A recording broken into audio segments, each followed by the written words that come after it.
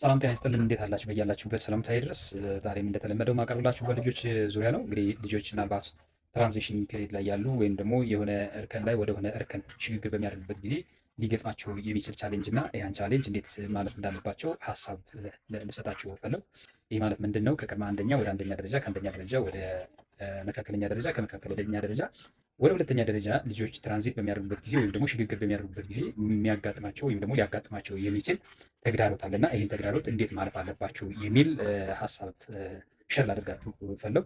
ከተግዳሮቱ አንዱ ምንድን ነው? አካባቢው አዲስ የመሆን ወይም ደግሞ ለአዲስ ኢንቫይሮንመንት መጋለጥ አንዱ ተግዳሮት ይሆናል ማለት ነው። ይህ እንግዲህ የሳይኮሎጂ ወይም ደግሞ የስነ ልቦና ጫና ሊያጋጥማቸው ይችላል። የአካባቢያዊ ጫና ሊያጋጥማቸው ይችላል።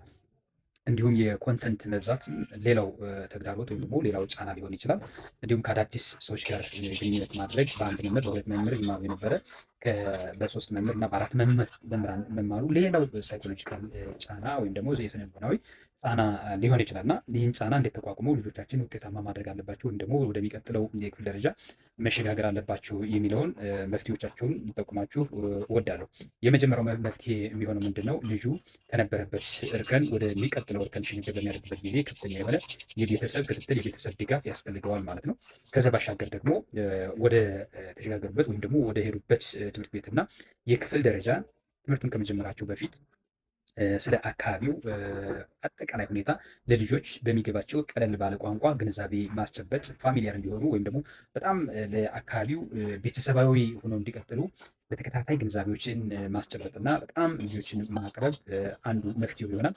ሌላው ምንድን ነው? ምናልባት የኮንተንት ልዩነት ወይም ደግሞ የተለያዩ አይነት የትምህርት አይነቶችን ከመማር ጋር ተያይዞ ጠጠር ያሉ ጉዳዮች ሊያጋጥማቸው ስለሚችል እዚህ ጉዳይ ቤተሰብ በጣም ከፍተኛ የሆነ ድጋፍ ሊያደርግላቸው ይገባል ማለት ነው።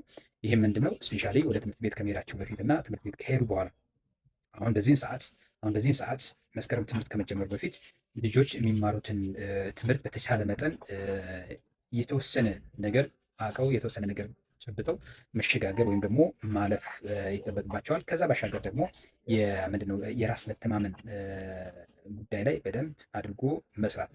ምክንያቱም ከነበሩበት ወደሚቀጥለው የክፍል ደረጃ በሚሄዱበት ጊዜ እንደዚህ አይነት ቻሌንጆች ሊያጋጥሟቸው ስለሚችሉ ከወዲሁ ራሳቸውን በደንብ አድርገው በራሳቸው ላይ በደንብ እንዲተማመኑ ወይም ደግሞ በራስ መተማመን ላይ በደንብ ማጎልበት እንዳለባቸው ከወዲሁ የቤተሰብ ድጋፍ ያስፈልጋቸዋል ማለት ነው። ስላዳመጣችሁ እጅግ አድርጌ አመሰግናለሁ።